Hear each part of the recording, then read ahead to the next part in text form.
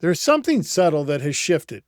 You may not be able to name it precisely, but you feel it. You don't hear the topic the same way anymore. When someone mentions consolidation, you don't tense.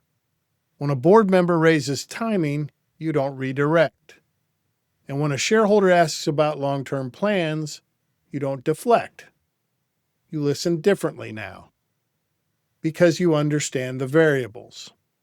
You understand structure. You understand position. You understand leverage. You understand asymmetry. You understand what creates durability. And you understand what exposes fragility. You may not have examined every detail yet. You may not have walked through every alignment conversation. But you're no longer intimidated by the topic. That matters. You won't ever again feel like you can't handle the conversation, because now you know what matters. You know which variables drive leverage.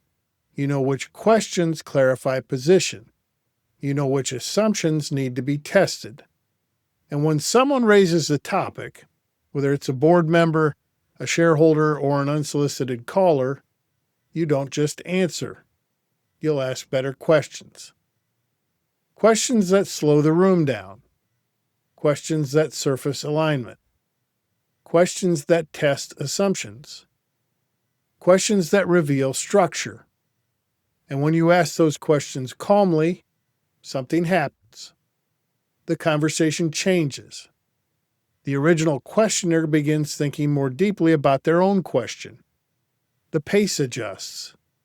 The pressure softens, because clarity has entered the room. That's offense, not aggression. Clarity. You may not be fully structurally settled yet. That's fine. Structure develops deliberately. But you now understand what structural thinking looks like. You understand how to approach timing without being rushed by it. You understand how to protect independence without being naive about the market. You understand how to examine readiness without signaling intent. That's power. Not loud power, quiet power. The kind that doesn't need to announce itself. The kind that doesn't rush. The kind that doesn't react. You're not waiting for something to happen.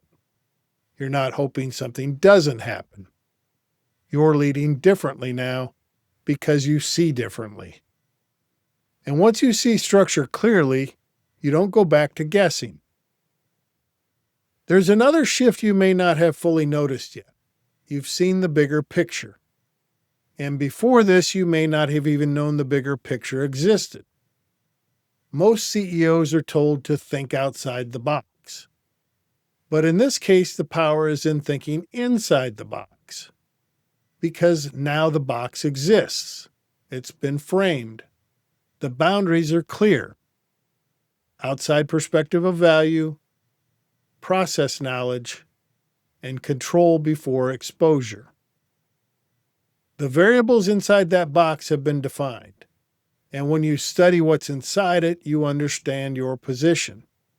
Not emotionally, structurally. You don't have to solve everything today, but you cannot unknow what you now see.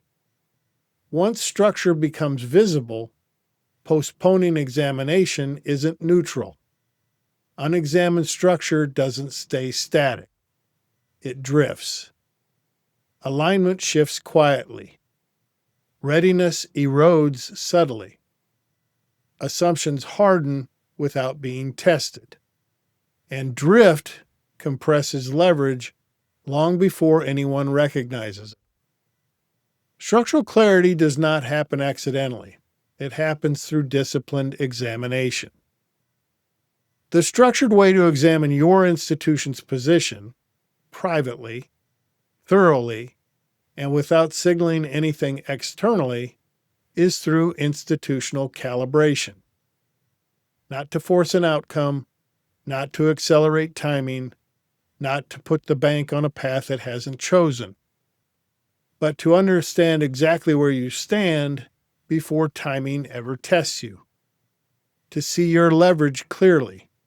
to understand alignment honestly and to evaluate readiness deliberately.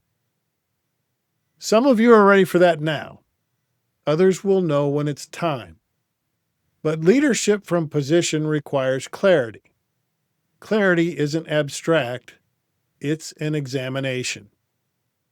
The real question isn't whether this matters. It does. The real question is, when will you fully examine your institution inside that frame? Only you can answer that. But now you know.